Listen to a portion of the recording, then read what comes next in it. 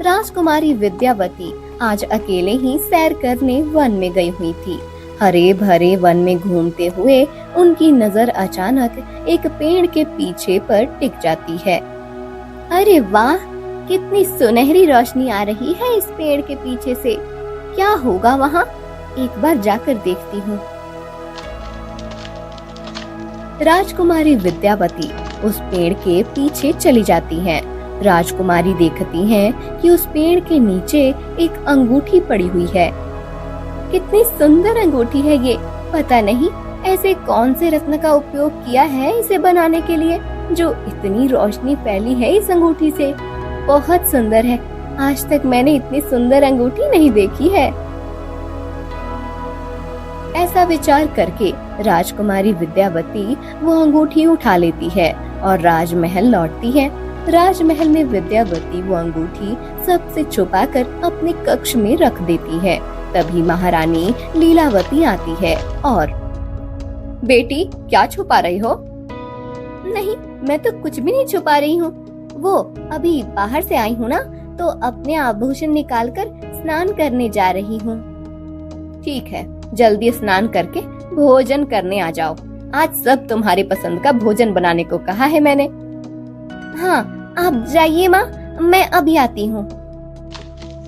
महारानी लीलावती चली जाती हैं।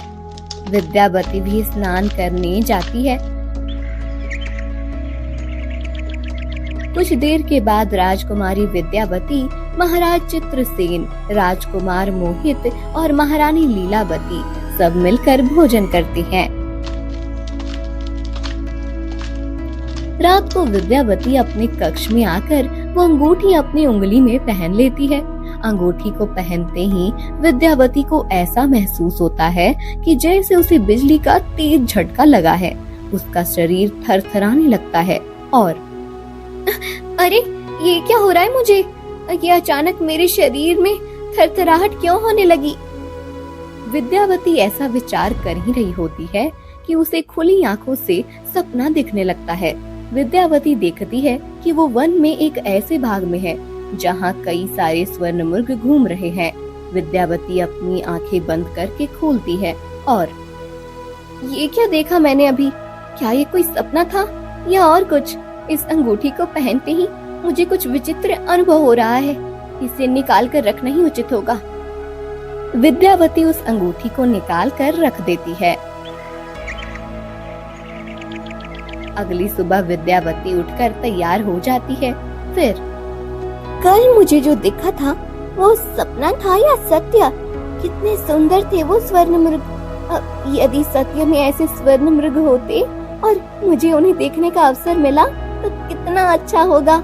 क्या करूं, वन में जाऊं या नहीं? तभी वहाँ महाराज और महारानी आते हैं। राजकुमारी, आप कहाँ जा रही हैं? हाँ पिताश्री, मैंने सुना है कि वन में इस समय स्वर्ण मृग आते हैं। मुझे उन स्वर्ण मृगों को देखना है। परंतु तुम कल भी तो गई थी वन में, आज फिर जाने की क्या आवश्यकता है? माँ, कल मैं गई थी पर मुझे वो मृग नहीं दिखाई दिए। आज जाकर फिर से देखती हूँ। ठीक है, जाओ, परंतु आज तुम अकेली मत जाओ, किसी को साथ लेकर जाना। ठीक है पिताश्री, मैं अपनी सखियों के साथ चली जाती हूँ। विद्यावती अपने माता पिता से असत्य बोलकर फिर से अकेले ही वन में चली जाती है। उसने अंगूठी पहनने के बाद वन के उन स्वर्ण मृगों को देखा था। उस स्थान में आकर वो एक पेड़ के पीछे छुप जाती है। कुछ देर के बाद, कितनी देर हो गई है, अभी तक वो स्वर्ण मृग नहीं आए हैं। अब कदाचित मैंने जो देखा था वो असत्य था, मेरा भ्रम ही था। चलो, अब मुझे वापस महल जाना चाहिए। पहले ही मैं असत्य बोलकर आई हूँ, कहीं मेरी कोई सखी महल पहुँच गई तो मेरा असत्य पकड़ा जाएगा। विद्यावती पीछे मुड़ती है, तभी अचानक जमीन हिलने लगती है। विद्यावती डरकर उस पेड़ को पकड़कर खड़ी हो जाती है। उसे लग रहा था कि कहीं भूकंप आ रहा है। अचानक वहाँ कई सारे स्वर्ण मृग भागते हुए आते हैं। इतने सुंदर सुनहरे रंग के स्वर्ण मृग देखकर विद्यावती आश्चर्य में पड़ जाती है। स्वर्ण मृग राजकुमारी विद्यावती के सामने से भागते हुए दूसरे मार्ग से चले जाते हैं। वाह, कितना अद्भुत दृश्य था। इतने सारे स्वर्ण मृग एक साथ भाग रहे थे। इतने सुंदर मृग तो मैंने कभी नहीं देखे थे। वाह, उस अंगूठी ने मुझे जो भविष्य दिखाया था वो सत्य था। इसका अर्थ है कि वो अंगूठी भविष्य दर्शन कराती है। मुझे घर जाकर फिर से उसे पहनकर देखना चाहिए। शाम हो जाती है और विद्यावती महल लौटती है। अपने परिवार के साथ भोजन करने के बाद फिर से विद्यावती अपने कक्ष में आती है और वो अंगूठी पहन लेती है। फिर से उसका शरीर थरथराने लगता है। इस बार विद्यावती देखती है कि उसके राज्य में एक व्यापारी आया है जिसके पास बहुत सुंदर वस्त्र हैं। राजकुमारी और महारानी वो वस्त्र देखकर उन्हें खरीद लेते हैं। अरे वाह, आज भी इस अंगूठी ने मुझे अच्छा भविष्य दिखाया है। कितने सुंदर वस्त्र लाने वाला है वो व्यापारी। कल मैं वस्त्र खरीदने वाली हूँ। अगले दिन, माँ, मुझे अब ये वस्त्र नहीं चाहिए। ये सब वस्त्र पुराने हो गए हैं। परंतु ये वस्त्र तो हमने 2 महीने पहले ही खरीदे हैं। तुमने ही तो सब पसंद किए थे। हाँ, परंतु अब मुझे नए वस्त्र चाहिए, और वो भी रेशमी ऐसे वस्त्र जैसे आज तक मैंने पहने ना हो। परंतु ऐसे वस्त्र बनवाने में तो समय लगेगा। तुम कुछ दिन रुको, मैं महामंत्री से कहकर हमारे महल के वस्त्र बनाने वाले कारीगर को बुलाती हूँ। फिर तुम अपनी अपेक्षा के अनुसार वस्त्र बनवा लेना। मेरे विचार से आपको इतने कष्ट लेने की आवश्यकता नहीं होगी माँ। कदाचित आज सामने से कोई वस्त्रकार हमारे महल आ जाए तो। क्या कुछ भी बोल रही हो, अचानक कोई वस्त्रकार आ सकता है। दोनों माँ बेटी बातें कर ही रही थीं, तभी एक दासी वहाँ आती है। महारानी की जय हो। महारानी, बाहर एक वस्त्रकार आया है। कह रहा है कि उसके पास ऐसे वस्त्र हैं जैसे आज तक किसी ने नहीं बनवाए हैं, और आपको वो वस्त्र बहुत पसंद आएंगे। अच्छा राजकुमारी, तुम अभी जो कह रही थी वो तो सत्य हो गया। अभी तुम बात कर ही रही थी कि अचानक कोई वस्त्रकार आ सकता है, और देखो आ भी गया। कहीं तुमने भविष्य पहले से ही जान लिया था क्या? नहीं माँ, मैं तो ऐसे ही कह रही थी। महारानी लीलावती और राजकुमारी विद्यावती दोनों उस वस्त्रकार से मिलती हैं और उन्हें वो वस्त्र बहुत पसंद आते हैं। दोनों बहुत सारे वस्त्र खरीद लेते हैं। ऐसे ही दिन बीतने लगते हैं और विद्यावती को अच्छा भविष्य दिखने लगता है। वो विचार करने लगती है कि पूरे विश्व में वो अकेली ही है जो भविष्य देख सकती है। एक दिन विद्यावती वो अंगूठी पहन लेती है। शरीर के थरथराहट में वो जो देखती है वो देखकर उसका शरीर पसीने से लथपथ हो जाता है। हाँ, ये कैसा भयानक भविष्य दिखा रही है अंगूठी। इतने दिनों में तो अंगूठी ने बहुत अच्छा भविष्य दिखाया था मुझे, परंतु आज ये भविष्य देखकर तो मुझे ऐसा लग रहा है कि मुझे ये अंगूठी पहननी नहीं चाहिए थी। विद्यावती वो अंगूठी निकाल कर रख देती है। अगले दिन राजकुमार मोहित महाराज और महारानी से बात कर रहे थे, तभी विद्यावती भी वहाँ आती है। पिताश्री, हमारे राज्य की दूसरे राज्यों के साथ संधि करना अब अति आवश्यक हो गया है। इसीलिए मैं आज ही हमारे पड़ोसी राज्य जाने का विचार कर रहा हूँ। हाँ, तुम्हारी बात उचित है। ठीक है, तुम चले जाओ। नहीं भैया, आप मत जाइए। क्या हुआ पुत्री, तुम राजकुमार को जाने से ना क्यों कह रही हो? पिताश्री, पता नहीं क्यों, परंतु मुझे कुछ अनुचित आभास हो रहा है, इसलिए मैं भैया को जाने से ना कह रही हूँ। परंतु विद्यावती, तुम्हें कब से ऐसे पूर्वाभास होने लगे हैं? पता नहीं भैया क्यों, पर आज मुझे ऐसा लग रहा है कि आपका जाना सुरक्षित नहीं है। कहीं कोई शत्रु छुपकर बैठा हो और उसने आप पर आक्रमण कर दिया तो? ऐसा कुछ नहीं होगा मेरी प्यारी बहन, और एक राजकुमार को शत्रु से भयभीत होना शोभा नहीं देता। आपकी बात मैं समझती हूँ, परंतु मुझे ऐसा लग रहा है कि ये समय आपका राज्य छोड़ने के लिए उचित नहीं है। राजकुमार मोहित, मुझे ऐसा लग रहा है कि विद्यावती इतना कह रही है तो आप अभी आपका जाने का निषिद्ध कर दीजिए। परंतु पिताश्री, फिर बाद में हमें समय नहीं मिलेगा। व्यापार के संदर्भ में हम दूसरे देश के राजा महाराजा से भेंट करने वाले हैं। उनसे भेंट करने का समय ही निश्चित किया हुआ है। उस समय हम दोनों का राज्य में उपस्थित होना अनिवार्य है। आप सब मेरी चिंता मत कीजिए, मैं आज ही जाऊंगा और सकुशल लौटकर वापस आऊंगा। राजकुमार मोहित अपने घोड़े पर बैठकर चले जाते हैं। जैसे कि राजकुमारी विद्यावती ने भविष्य देखा था, शत्रु के छुपे हुए सैनिक राजकुमार पर हमला कर देते हैं। सभी राजकुमार मोहित को चारों ओर से घेर लेते हैं। ये क्या? विद्यावती की बात तो सत्य हो गई। उसने कहा था कि मत जाओ, परंतु मैं ही आ गया। अब इन सब से मैं अकेला कैसे सामना करूं? मोहित अपना धनुष उठाकर तीर चलाने लगता है। शत्रु के सैनिक मोहित पर आक्रमण करते हैं। तभी मोहित के पीछे से उसके सैनिक उसकी सहायता के लिए आते हैं और मोहित का रक्षण करते हैं। मोहित अपने सैनिकों के साथ मिलकर शत्रु सेना को परास्त कर देता है। वो अपने राज्य लौट आता है। पिताश्री, विद्यावती की बात सत्य हो गई है। उसने जैसा कहा था वैसे शत्रु ने मुझ पर हमला कर दिया, परंतु समझ नहीं आ रहा है कि सही समय पर हमारी सेना वहां कैसे पहुंच गई। हमारी सेना को मैंने ही भेजा था तुम्हारे रक्षण के लिए। विद्यावती ने कितनी बार कहा तुम्हें कि आज मत जाओ, परंतु तुम्हारा जाना भी आवश्यक था। इसीलिए मैंने तुम्हारे पीछे हमारे सैनिकों को भेज दिया था। परंतु विद्यावती, तुम ये सब पहले ही कैसे जानती थी? तुमने भविष्य पहले ही कैसे जान लिया था? उस दिन भी तुमने वस्त्रकार के विषय में भविष्य बताया, वो सत्य हो गया। ये सब तुम पहले ही कैसे जान लेती हो? कुछ तो रहस्य है इसके पीछे। माँ, वो उस दिन क्या विद्यावती? अब मेरा मन बहुत विचलित हो रहा है। तुम जो कुछ भी है वो सत्य बताओ जल्दी। पिताश्री, उस दिन जब मैं वन में गई थी तब मुझे एक अंगूठी मिली थी। आगे जो कुछ भी हुआ था विद्यावती सब अपने परिवार को बता देती है। उनकी सारी बातें दासी छुपकर सुन लेती है। फिर दासी छुपते हुए एक तांत्रिक के पास आती है और राजकुमारी के पास कोई दिव्य अंगूठी है जिससे वो भविष्य देख पाती है। आज उन्होंने जो भविष्य देखा था वो सत्य हो गया है।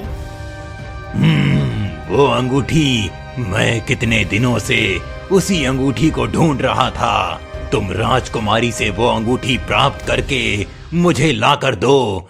मैं फिर तुम्हारे लिए ऐसी विद्या का प्रयोग करूंगा कि राजकुमार मोहित तुम पर मोहित होकर तुमसे विवाह कर लेंगे।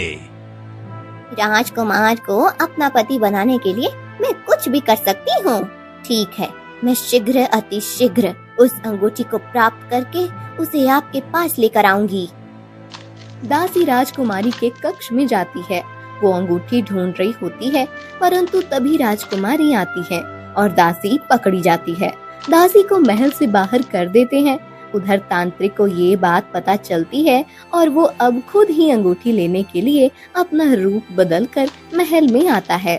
वो एक सुनार बनकर आता है और महारानी, मेरे पास एक ऐसा रसायन है जिससे सोने चांदी के आभूषण नए जैसे चमकने लगते हैं। हाँ, हमें हमारे आभूषण स्वच्छ करने ही है। अच्छा हुआ कि आप आ गए। मैं अभी सब आभूषण लेकर आती हूँ।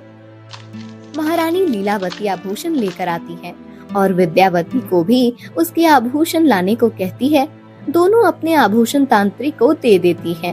तांत्रिक आभूषण स्वच्छ करने के बहाने से वो अंगूठी हटिया लेता है।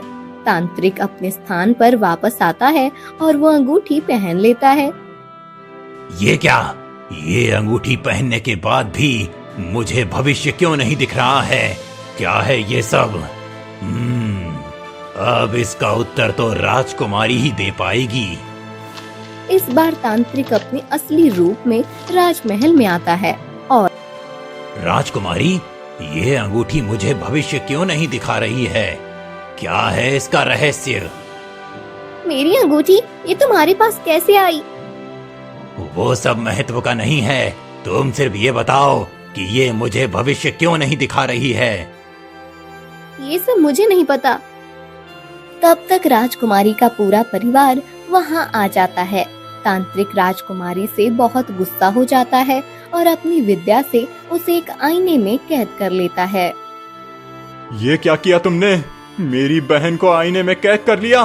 पिताश्री, मैं अभी वो आईना तोड़ देता हूँ और विद्यावती को मुक्त करता हूँ। करो मुक्त। जब तुम आईने के टुकड़े करोगे तब तुम्हारी राजकुमारी के शरीर के भी टुकड़े हो जाएंगे। ठहरो पुत्र, आईने को मत तोड़ो, हम शांति से बात करते हैं। ठीक है, यदि तुम्हें अपनी पुत्री वापस चाहिए तो केवल एक ही मार्ग है। तुम मेरा विवाह राजकुमारी से करवा दो। एक बार वो मेरी पत्नी बन जाएगी, फिर उस अंगूठी को पहनकर उसे मुझे भविष्य बताना ही पड़ेगा। यदि मेरी बात नहीं मानी तो सदा के लिए तुम्हारी बेटी इस आईने में कैद रहेगी। महाराज चित्रसेन कुछ विचार करते हैं और विवाह के लिए हाँ कह देते हैं। विवाह की तैयारी शुरू हो जाती है और तांत्रिक विद्यावती को आईने से मुक्त करता है। विद्यावती को चित्रसेन सब बता देते हैं। ठीक है पिताश्री, जैसी आपकी आज्ञा, परंतु मैं एक बार वो अंगूठी पहनकर देखना चाहती हूँ। विद्यावती अंगूठी पहनती है और मुस्कुराती है। फिर विद्यावती बिना कुछ कहे तांत्रिक के गले में वरमाला पहनाने जाती है।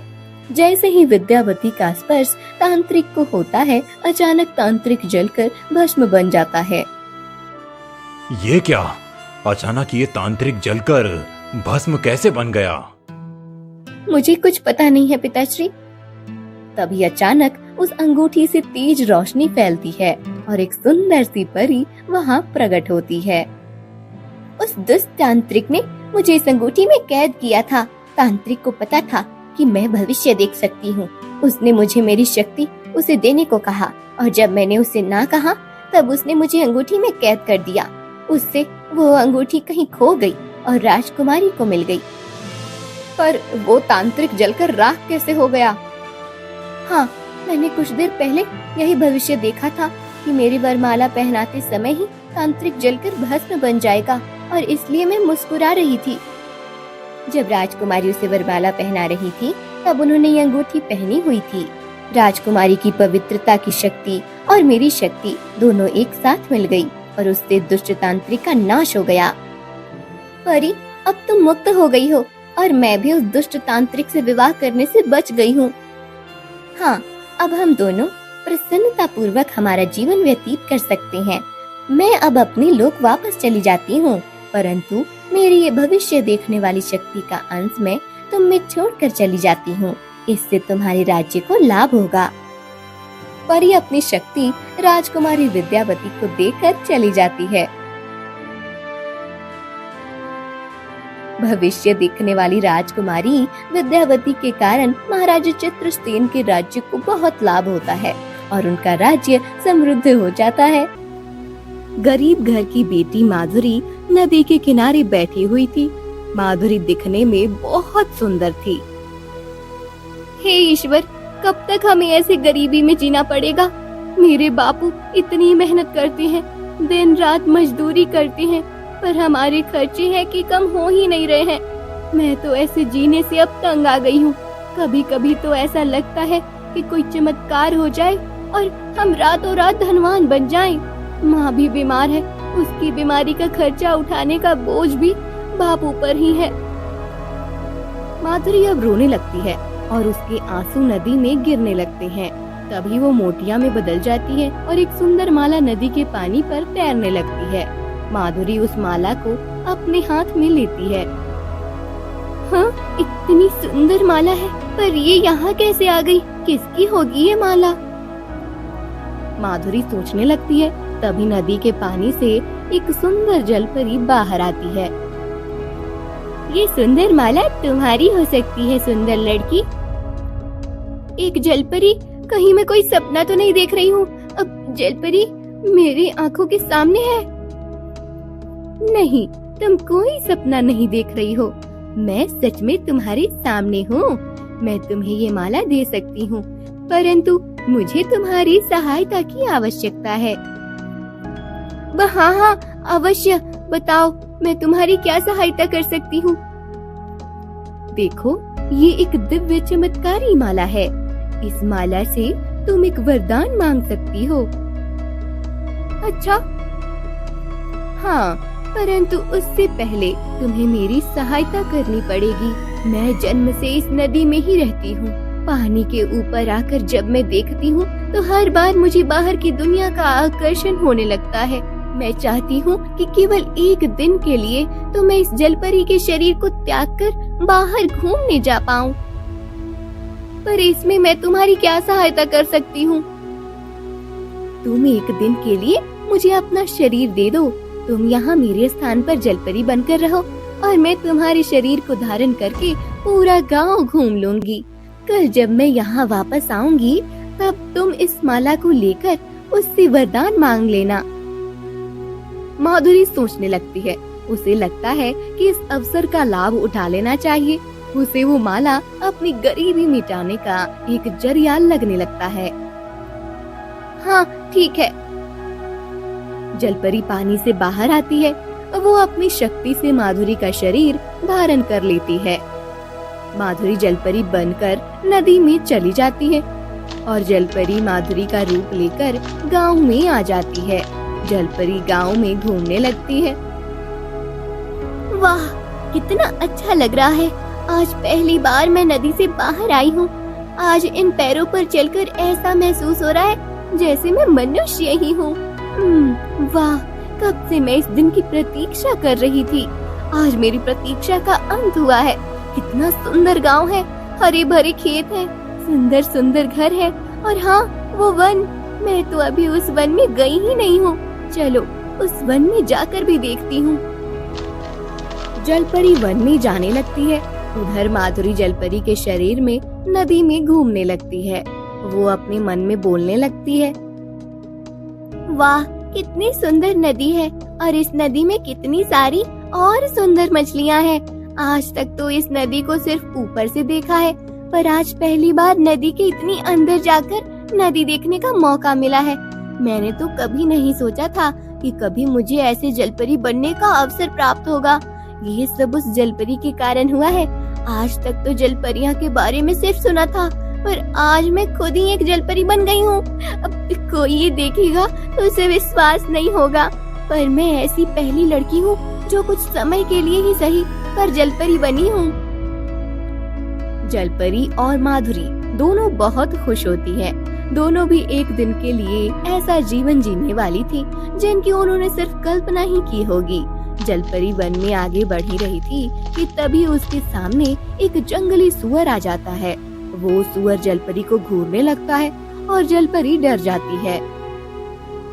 बाप रे, ये कौन सा प्राणी है और कितना भयानक है। ये तो मुझे इस तरह से घूर रहा है जैसे कभी भी मुझ पर हमला कर देगा। अब मैं क्या करूं? अब मुझे तो पता ही नहीं है कि ऐसा कोई प्राणी सामने आ जाए तो क्या करते हैं। जलपरी सुअर से डरते हुए पीछे पीछे जाने लगती है। सुअर आगे आने लगता है। जलपरी अब बहुत ज्यादा डर जाती है। तभी अचानक एक तीर आकर उस सुअर के शरीर को भेद देता है। जलपरी पीछे मुड़कर देखती है तो उसके पीछे एक सुंदर राजकुमार खड़ा होता है। वाह, कितना सुंदर पुरुष है। ऐसा पुरुष तो मैंने जीवन में पहली बार देखा है। तुम ठीक हो कन्या? उस सुअर ने तुम्हें कुछ किया तो नहीं? अब नहीं, इससे पहले कि वो मुझ पर हमला करता आपने उसकी शिकार कर दी। इस वन में कई ऐसे प्राणी हैं। तुम्हें इस वन में ऐसे अकेले नहीं घूमना चाहिए।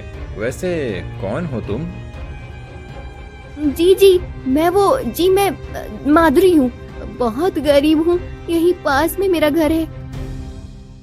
अच्छा, चलो मैं तुम्हें तुम्हारे घर छोड़ देता हूँ। वैसे तुम बहुत सुंदर हो।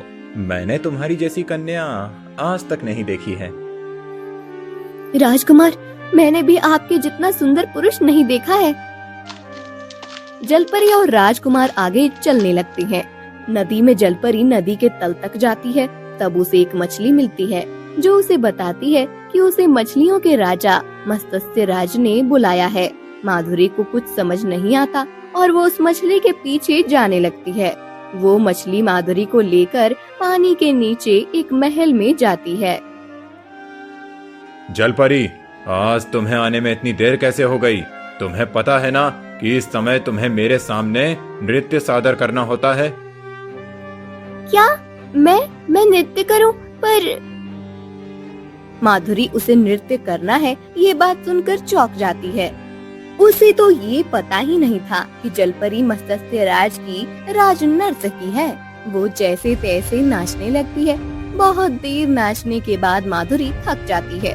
तब उसे लगता है कि जलपरी का जीवन कितना कठिन है।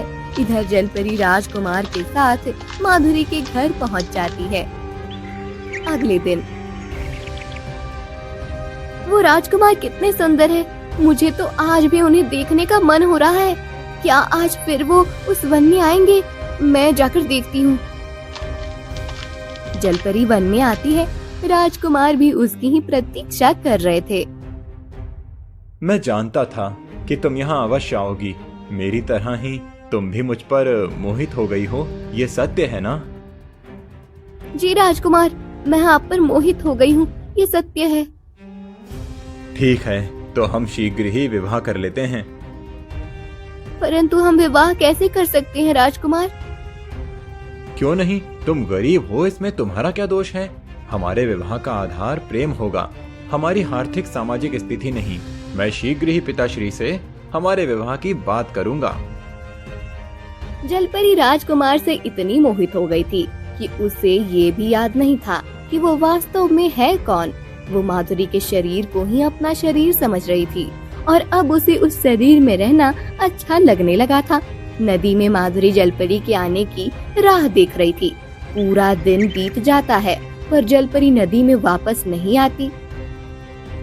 पूरा दिन बीत गया है पर जलपरी वापस नहीं आई। उसने तो कहा था कि वो केवल एक दिन के लिए ही मेरा शरीर ले रही है। कब आएगी जलपरी लौटकर? ऐसे ही कुछ दिन बीत जाते हैं। माधुरी जलपरी की प्रतीक्षा करती रहती है। माधुरी को जलपरी के शरीर में होने के कारण से रोज मत्स्य राज के सामने जाकर उनका मनोरंजन करना पड़ता था। इधर राजकुमार और जलपरी का विवाह निश्चित हो जाता है और जलपरी की खुशी का ठिकाना नहीं रहता है। नदी में माधुरी, कब आएगी वो जलपरी? कहीं वो मेरे बारे में भूल तो नहीं गई है? या उसे मनुष्य के रूप में रहना अब अच्छा लगने लगा होगा? नहीं, मुझे कुछ करना होगा। हाँ, वो माला, मैं उस माला से फिर से अपने असली रूप में आने का वरदान मांगती हूँ। मेरे भाग्य में यदि धनवान बनना लिखा होगा तो मैं धनवान बन जाऊंगी, पर पहले मुझे मेरा रूप प्राप्त करना अति आवश्यक है। माधुरी उस माला को गले से निकालने जाती है, लेकिन वो माला उसके गले में नहीं होती। अरे, वो माला कहाँ गई? अब मैं क्या करूं? यदि वो माला नहीं मिली तो मैं अपने वास्तव रूप में कैसे आऊंगी? मुझे वो माला किसी भी सूरत में ढूंढनी होगी। माधुरी पूरे नदी में माला ढूंढने लगती है। माला ढूंढते हुए उसे एक बुढ़ी जलपरी मिलती है। तुम कौन हो? मैं तुम्हें देखकर ही समझ गई थी कि तुम असली जलपरी नहीं हो। आपने सही समझाई माताजी, मैं माधुरी हूँ। कुछ दिनों पहले माधुरी अपनी पूरी कहानी बूढ़ी जलपरी को बताती है। इसका अर्थ है कि उसने अपना हट पूरा कर ही लिया। वो बचपन से ही इस नदी का त्याग करने की इच्छा रखती थी। वो मेरी ही बेटी है। उसने कई बार मुझे नदी से बाहर जाने के विषय में कहा था। उस दिन उसने ही वो दिव्य माला मुझसे छीन ली थी। तो क्या अब वो यहाँ कभी वापस नहीं आएगी? क्या मैं सदा के लिए ऐसे ही जलपरी बनकर रहूंगी और उस मत्स्य राज का मनोरंजन करती रहूंगी? नहीं, ये प्रकृति के नियम के विरुद्ध है। हम दोनों मिलकर उस माला को ढूंढते हैं। बुढ़ी जलपरी और माधुरी दोनों उस माला को ढूंढने लगती है। इधर जलपरी और राजकुमार वन में बैठे हुए थे और अपने सुखी भविष्य के विषय में बात कर रहे थे। राजकुमार, मैं इतनी गरीब हूँ, फिर भी आप मुझसे विवाह करना चाहते हैं। मुझे तो ये सब एक स्वप्न लग रहा है।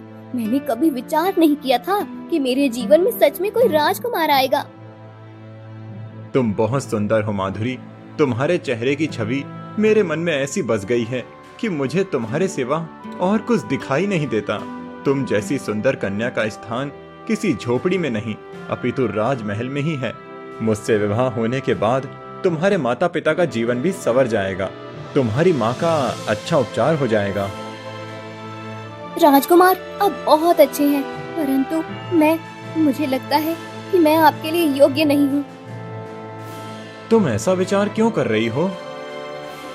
राजकुमार, यदि कभी आपको मेरे बारे में कुछ सत्य पता चल जाए तो आप क्या करेंगे?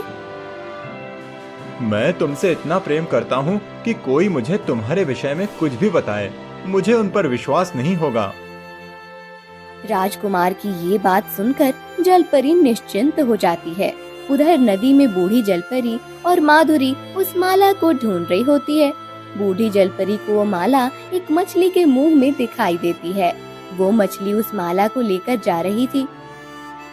माधुरी, वो माला उस मछली के मुंह में है। वो मछली आसानी से उस माला को नहीं छोड़ेगी। मुझे उससे युद्ध करना होगा। बुढ़ी जलपरी उस मछली के पीछे जाने लगती है। मछली बुढ़ी जलपरी को पीछे आते देख लेती है। वो उस माला को एक पौधे के नीचे छुपा लेती है। माधुरी, तुम जाकर उस पौधे के नीचे से माला निकाल लो, तब तक मैं उस मछली को रोकती हूँ। बुढ़ी जलपरी मछली को रोक लेती है और माधुरी उस माला को निकाल लेती है। वो उस माला को अपने गले में पहन लेती है। माला को पहनते ही माधुरी नदी के पानी के ऊपर आती है। बुढ़ी जलपरी भी उसके पीछे आती है। माधुरी, अब तुम इस माला से अपना वरदान मांगो। माधुरी माला को हाथ लगाकर वरदान मांगती है। मैं इस दिव्य और चमत्कारी माला से वरदान मांगती हूँ कि मैं अपनी वास्तव रूप में आ जाऊं और फिर कभी कोई मेरे रूप को धारण न कर पाए। माधुरी के ऐसे वरदान मांगते ही वहाँ रंग बिरंगी किरणें उत्पन्न होती हैं और चमत्कार हो जाता है। माधुरी अपने असली रूप में आ जाती है। माधुरी अपने असली रूप में आते ही उधर राजकुमार से बात कर रही जलपरी अपनी वास्तव रूप आकर जलपरी बन जाती है। राजकुमार अचानक हुए इस बदलाव को देखकर आश्चर्य में पड़ जाते हैं। माधुरी, क्या है ये सब? कौन हो तुम? कहीं तुम कोई मायावी तो नहीं?